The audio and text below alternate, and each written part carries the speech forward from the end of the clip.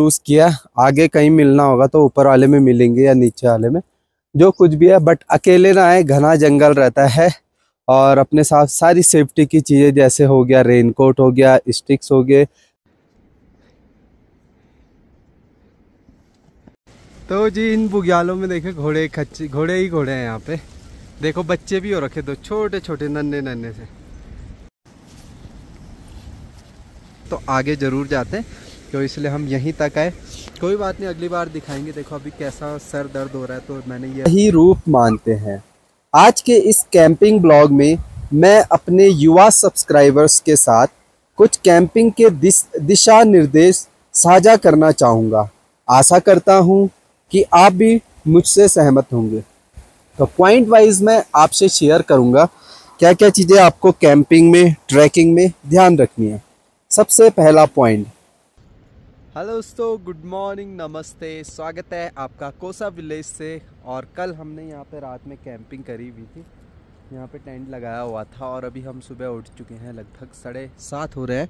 और हल्की फुल्का मौसम ख़राब है भाई, बारिश हो रही है। और सेफ्टी के नाम पे सिर्फ हमारे पास है रेनकोट को ले जाएंगे। बाकी चलो उम्मीद करते हैं मौसम खुलेगा और अच्छा रहेगा। और अभी हमने इस तरफ की तरफ जाना है, लगभग 5 किलोमीटर की दूरी पर।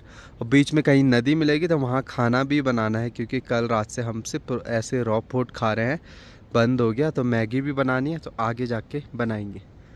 तो देखिए भाई कैसे जोन पे हमने कैंप लगाया था अपना। चलो जी, हो गया रेडी? चलो रेडी है। तो भाई टेंट को हम यहीं पे छोड़ करके, इसमें कुछ थोड़ा बहुत सामान है, मैट वगैरह भारी नहीं ले जाना चाह रहे, यहीं पे छोड़ के हम निकलेंगे आगे की ओर। और थोड़ा खाने पीने का सामान है और गैस चूल्हा है थोड़ा बैग में। बाकी चलते हैं भाई। जब भी आप अकेले आए ना, तो आपको ध्यान रखना है कि विदाउट गाइड ना आए। हमें थोड़ा आइडिया, क्योंकि ऐसे रास्ते दूसरा भी रास्ता था, बट हमने ये वाला चूज़ किया। आगे कहीं मिलना होगा तो ऊपर वाले में मिलेंगे या नीचे वाले में, जो कुछ भी है, बट अकेले ना आए। घना जंगल रहता है और अपने साथ सारी सेफ्टी की चीज़ें, जैसे हो गया रेनकोट, हो गया स्टिक्स, हो गए लाइट, हो गया टॉर्च, हो गया। और कपड़े अच्छे से लाने हैं, जूते लाने हैं, तभी आप कोई सा भी ट्रैक जो है सक्सेसफुली कर सकते हो।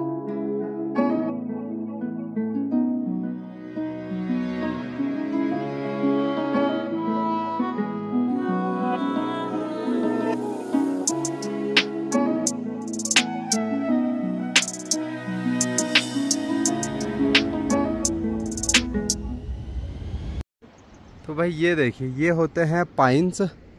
देखिए जो ये पेड़ दिख रहे हैं ना आपको, ये पाइन्स हैं। पाइन्स क्या होता है एक्चुअली, इनके अंदर तेल भी निकलता है। जैसे ये देखिए यहाँ पे थोड़ा सा तेल है। तो ये क्या होता है कि यहाँ पे तेल है तो ये ज्वलनशील पदार्थ, मतलब जल्दी जल जाते हैं। आग जलाने के लिए बहुत ही अच्छी चीज़ है। जंगल में हो तो और अच्छा है, पर इनमें आग भी जल्दी लगती है जंगलों में। तो भाई सच बोले तो जो ये ट्रैक वाला रास्ता है, थोड़ा उतार चढ़ाव वाला और खूबसूरत है, जंगलों के बीचों बीच। तो कुछ ऐसे जंगल आ रहे हैं, खुला मैदान हल्का फुल्का, और फिर से जंगल।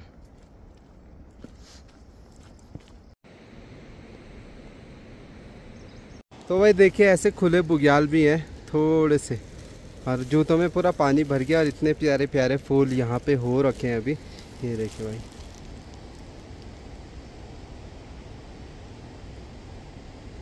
ये झाड़ियों के अंदर दिख भी नहीं रहा भाई कृष्णा भाई, कितनी ऊंची ऊंची झाड़ियाँ हैं। तो भाई कल से आज हम टोटल आज अभी 5 किलोमीटर चल गए, कल 1-1.5 किलोमीटर, मतलब ये समझे 6 किलोमीटर बाद अब हमें पानी दिख रहा है यहाँ पे भाई। पानी भरेंगे। और यहाँ पे थोड़ा बुग्याल भी दिखने लगा है, जहाँ पे बकरियाँ भी चर रही है। ये देख रेनकोट पहन के जा रहे हैं। तो भाई ये चीज़ें बिल्कुल अच्छी नहीं लगती, रेनकोट पहनना, ये चीज़ें। बट चलो जैसा भी प्रकृति का मन हो वैसे ही हमारे साथ होता है। तो जी इन बुग्यालों में देखे घोड़े ही घोड़े हैं यहाँ पे। देखो बच्चे भी हो रखे, दो छोटे छोटे नन्हे नन्हे से। 1-1.5 साल के होंगे भाई, ये कितने प्यारे लग रहे हैं। देखो छोटे छोटे। हेलो।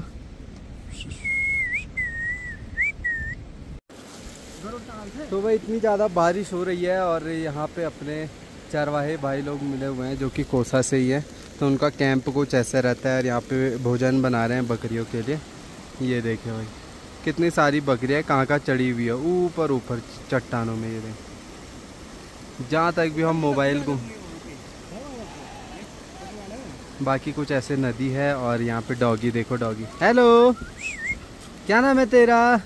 और उसके गले में आप देख सकते हैं लोहे का पट्टा इसलिए लगा है कि बाघ भालू का अगर अटैक करते हैं वो तो गले पे करते हैं, तो गले पे कर नहीं पाएंगे स्टील लोहे का अगर पट्टी लगाई होगी तो। बाकी चलो यहाँ पे, और बारिश ज़्यादा हो रही भाई। और जहाँ पे हमने जाना था वो कितनी दूरी पर है, 3-4 किलोमीटर होगा वो कम से कम। तो भाई 3-4 किलोमीटर का और ट्रैक का। तो भाई फ़िलहाल इस गुफा के नीचे यहाँ पे अब खाना वगैरह बनाएंगे। क्या करें भाई, आगे तो जाने की इच्छा नहीं हो रही है। इतनी बारिश में ना ठंडा भी हो गया और इतनी ज़्यादा व्यवस्था नहीं है। देखिए जूते पूरे गीले हो चुके हैं यहाँ पे। देखो जिस वेदर को लेकर हमने माइंड में सोचा था कि हम ऐसी सिचुएशन में जाएंगे, खुले मौसम में, ऐसा मिला नहीं हमको। हाँ सर भाई, हम थोड़ी देर पानी क्या भरने गए, यहाँ पे पहुँच गए। अच्छा हुआ कैमरा बैग नहीं खोला इन्होंने। डॉगी भी यहीं पे और ये लोग भी यहीं। क्या हो भाई, कहाँ चढ़े हुए हो हैं? तो भाई अब थोड़ा सूप मैगी वगैरह बना लेते हैं। कल से मीठा मीठा ही खा रहे हैं हम लोग। ये देखो भोजन पानी निकालते हैं और खाना शुरू करते हैं। मिठाई भी खाई है आज हमने। और यहाँ पे जो भाई लोग हैं ना, जो शेपर्ड है, इनकी इतनी सारी बकरियाँ हैं, ये सब लोग हमारे इलाके से ही है। पैनी से और उर्गम पैनी से है, तो काफ़ी दूर आ रखे भाई। कागभूषणी क्यों नहीं जाते? नहीं जाते हैं, इधर ही आते हर साल। अच्छा, तो वहाँ भी कागभूषणी में भी अपने थैंक से कुछ भाई लोग हैं, उनकी बकरियाँ रहती है। लास्ट ईयर गया था। तो चलो कुछ ऐसा ही सिस्टम है। ठंडा बहुत है और बहुत टफ लाइफ है भाई, बहुत टफ लाइफ बकरियों के साथ पूरा सरवाइव करना है।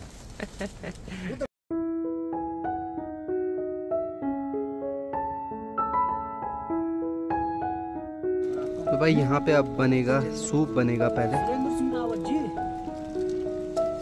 तो भाई अपना सूप भी रेडी हो चुका है। थोड़ा गर्मी आएगी क्योंकि हाथ भी ठंडे, शरीर भी ठंडा पड़ गया है बरसात में।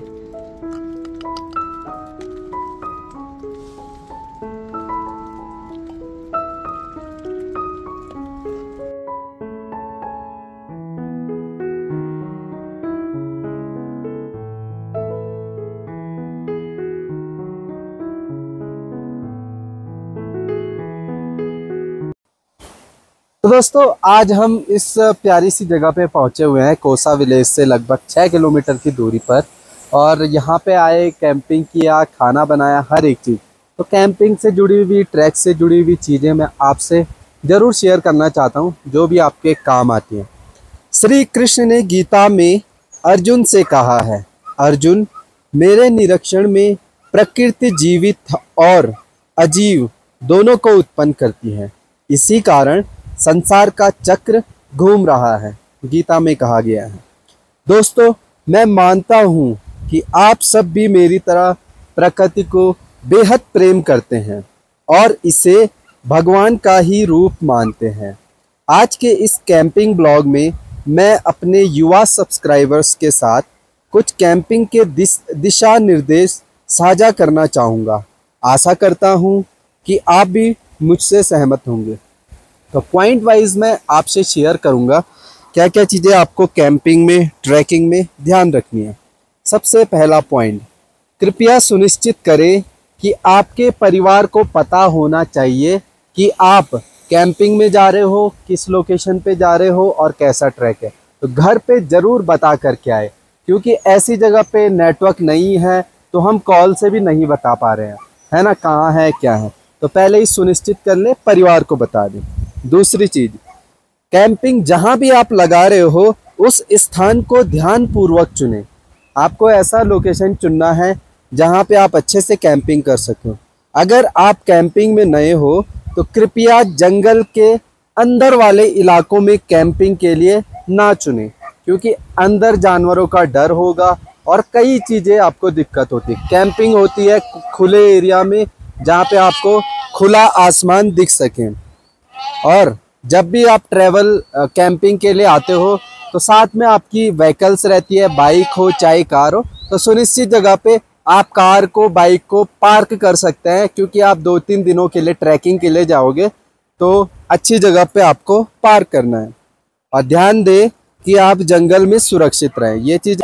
तो भाई टेंट और स्लीपिंग बैग आपको पता होना चाहिए, आप किस लोकेशन में जा रहे हैं और कितने टेम्परेचर तक वहाँ पे कमी आएगी टेम्परेचर में। उस हिसाब से आपको कैंप और अपना स्लीपिंग बैग लेना है। -20 डिग्री, -10 डिग्री, -30 डिग्री तक का, उसका मतलब आपको बचा के लिए रखेगा। और पूरे एक बिस्तर की तरह स्लीपिंग बैग आपके काम आएगा। साथ में कैंपिंग ऐसे होनी चाहिए, टेंट ऐसा होना चाहिए जहाँ से ठंडी हवा न गुजरे और पानी भी अंदर न चुए। और ध्यान रखें, जो भी पानी कैंपिंग में आपको ध्यान रखना होता है, सबसे इम्पोर्टेंट चीज़ रहना, खाना और पीना। पीने का पानी आपको पता होना चाहिए कितना ले जाना है, और कहाँ कहाँ पे ऐसे जोन आएंगे जहाँ पे आप कैंपिंग जो है पानी की ज़रूरत को ध्यान में रखें। खाने पीने की चीज़ें स्वयं इकट्ठा करें। अगर ज़्यादा दिनों के लिए जा रहे हैं तो खाना बनाने की चीज़ें और जो पोर्टल चूल्हा जो कि हमारे पास भी है, तो वैसी जो आप बोलते हैं चीज़ें ज़रूर रखें। नॉन बायोडिग्रेडेबल वेस्ट को पहाड़ में कभी नहीं फेंकना चाहिए, नदी किनारों पर नहीं छोड़ना चाहिए। पानी को प्रदूषित होने से रोकें।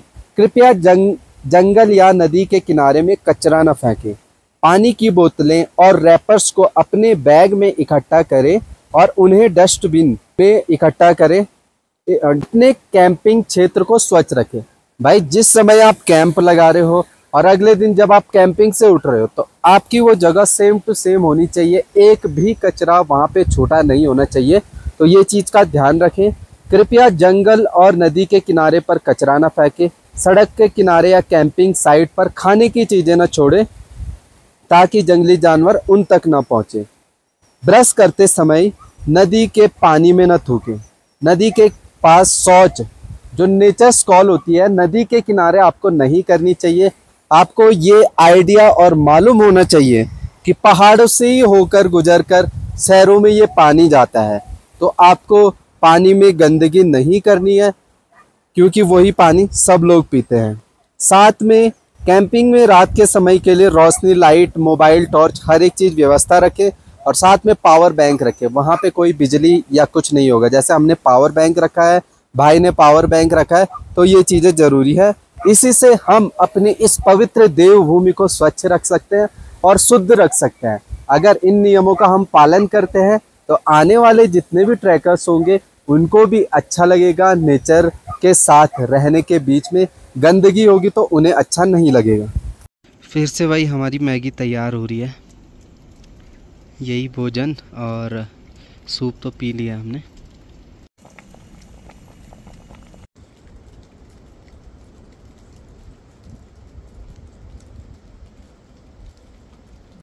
तो भाई अभी मौसम भी खुल गया है और फिर से काले बादल आ रहे हैं, बारिश का डर है। बाकी भाई लोगों के साथ बैठे हुए थे, 1 घंटे बातें करी, नाश्ता किया, लंच किया, हर एक चीज़।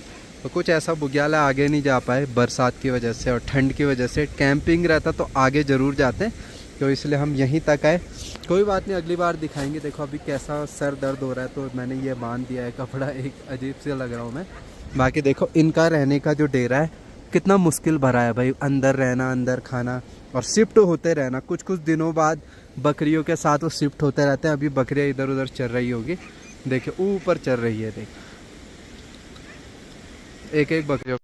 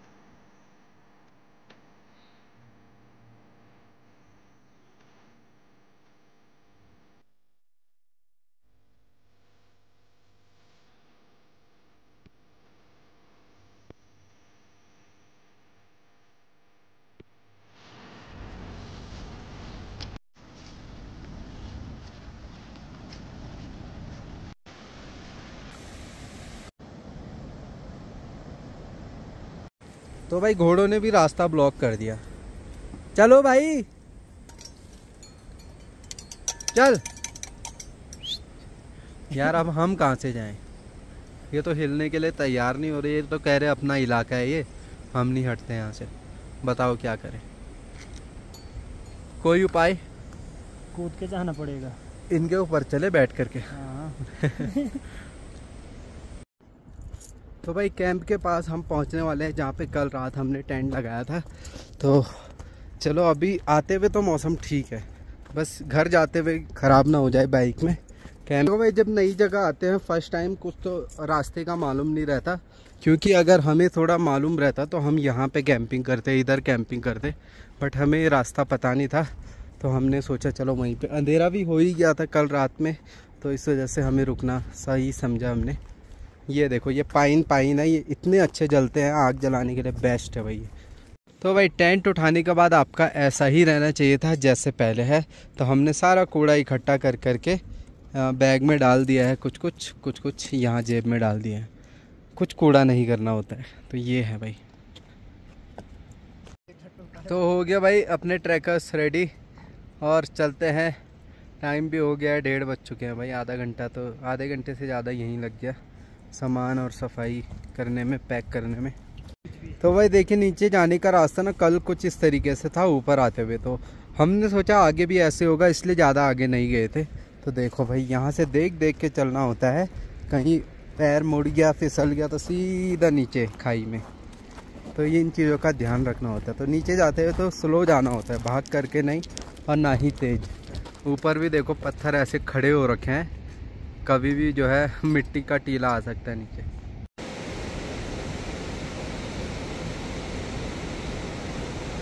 तो भाई आज भी पुराने ज़मानों की तरह यहाँ पे घर हैं, मिट्टी वाले, लकड़ी वाले और निंदरी वाले। तो बड़े प्यारे लग रहे हैं भाई। देखो, इनको देख के अपने भ्यूंडार गांव की याद आती है। पहले भ्यूंडार गांव में भी ऐसे ही घर हुआ करते थे, देखो लकड़ियों के। तो बहुत सुंदर है भाई, बहुत सुंदर। तो देखो भाई रास्ता कहाँ से है। तो भाई यहाँ पे दादी जी मिली है हमारी, और दादी जी क्या कह रही है, हमारी जो गोपेश्वर वाली ताई जी है, रॉबिन की मम्मी, तो यहाँ पे उन्होंने टीचर की जॉब करी हुई है, तो उनको याद कर रहे थे। ताई जी देखो आपको याद कर रहे हैं, तो प्रणाम ताई जी की तरफ से दादी को। मतन। तो भाई इस गांव में भी ड्यूटी करी है ताई जी ने, जैसे टीचरों की जॉब होती है, दुर्गम सुगम हर एक तरीके, हर एक जगह जाना होता है। और जो घर है ना इतने प्यारे प्यारे, क्या ही बताएं भाई, दिल खुश हो गया।